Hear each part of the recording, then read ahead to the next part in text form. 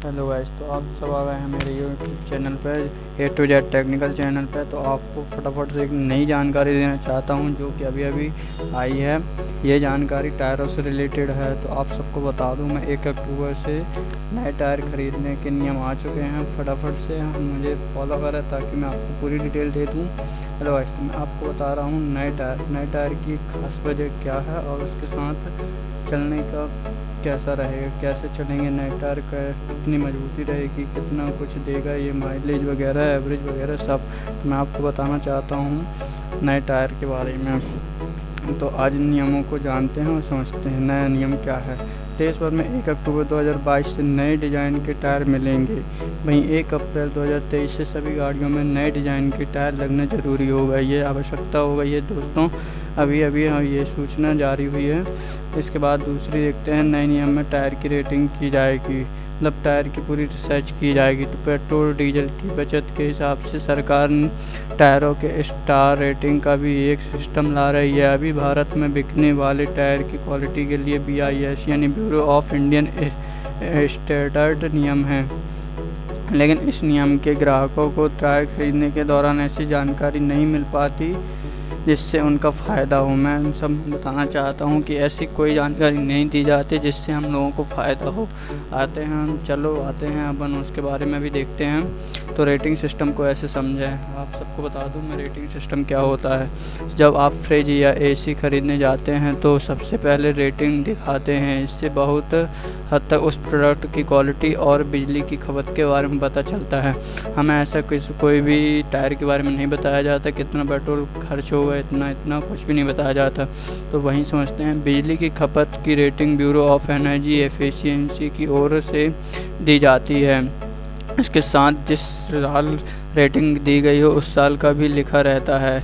यह आपने देखा होगा प्रोडक्ट में पीछे परचा एक छोटी सी चिप लगी रहती है जिसमें यह सब लिखा होता है।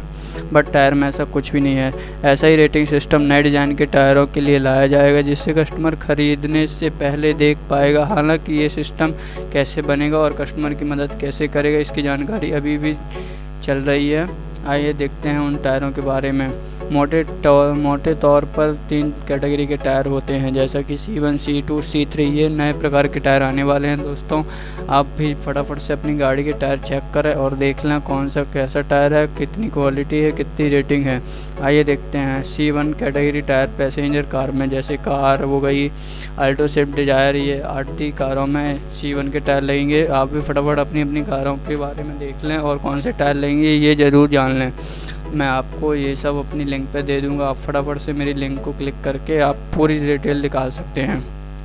C2 कैटेगरी छोटे कमर्शियल गाड़ी, जैसे 407 बस या 407 गाड़ी हो गई 4, ऐसी कोई सी भी गाड़ी आप फटाफट से आप अपनी देख लें कौन सी गाड़ी है। तो आप देख सकते हैं C2 कौन सी गाड़ी में लगेंगे। मैं आपकी इसकी लिंक दे दूंगा, फटाक से मेरे चैनल पर जाके लिंक देख लीजिएगा। C3 category tyre heavy commercial गाड़ी में होते हैं, जैसे बड़े यहाँ तो 25 ट्रक, 20 ट्रक, 20 चक्का ट्रक, इन समों में होते हैं। तो आप देख लीजिएगा अपने हिसाब से।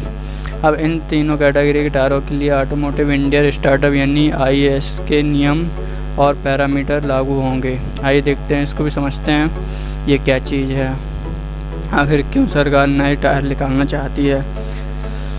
अब समझते हैं उसके ऊपर लिखे ग्राफिक्स के 3 पैरामीटर्स का मतलब क्या होता है। आइए देखते हैं उसके बारे में।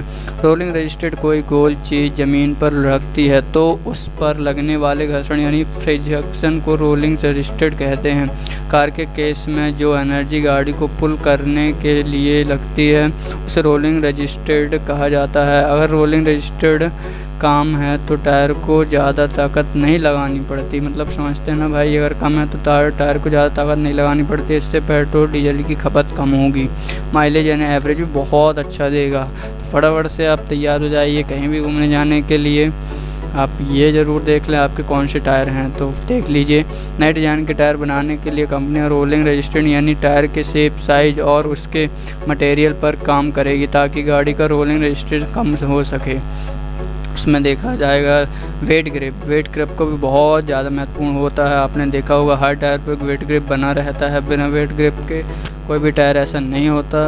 अगर वो ऐसा रहेगा तो आपको तो पता ही है क्या हो सकता है। तो वेट ग्रिप के बारे में जानते हैं। बारिश के दौरान या कभी भी अगर सड़क गीली रहती है तो गाड़ियों के टायर फिसलने लगते हैं और रोड एक्सीडेंट बढ़ जाते हैं। नए टायर, नए प्रकार के टायर के फीचर के बारे में तो आप देख ही रहे हैं। नए डिज़ाइन के टायर बनाने वाली कंपनियों को ध्यान रखना होगा कि गीली सड़क पर टायर की फिसलन का खतरा ना हो। ये भी आप इन टायरों में देख सकते हैं। और हद से ज़्यादा इन टायरों में बहुत अच्छी सेवाएं मिलेंगी। रोलिंग साउंड एनिमेशन, आपने देखा होगा गाड़ी को चलते हुए गाड़ी में बहुत अजीब सी आवाज़ आती है, या तो आप कहीं अगर शांत जगह में देखे होंगे और कहीं ट्रक जा रहा है तो बहुत ही अजीब सी आवाज़ आती है उनके टायरों की। तो उसके बारे में देखते हैं। रोलिंग साउंड एनिमेशन, गाड़ी चलते वक्त कई बार टायर से कुछ आवाज़ आती है। इससे कुछ लोग कंफ्यूज हो जाते हैं कि गाड़ी में कहीं कुछ ख़राब तो नहीं है। इस तरीके की आवाज़ से रोड में शोर भी बढ़ता है और इस शोर को कम करने पर भी ध्यान देना होगा। आपने देखा होगा टायर की आवाज़ आती है तो आपको लगता है कि आपकी गाड़ी में कुछ तो दिक्कत है, इसलिए आप बार बार गाड़ी से उतरते हैं, चेक करते हैं। और बार बार आप अगर बरसात हो तो उसमें भीगते हैं, इसलिए ये सब भी काम नहीं होगा। अब उसमें से कोई ऐसी आवाज़ नहीं आएगी। हम अपनी खबर में IAS यानी ऑटोमोटिव इंडियन स्टैंडर्ड का जिक्र किया है। आखिर क्या है IAS, जानते हैं। आइए अपन इसको भी देखते हैं IAS आखिर क्या है।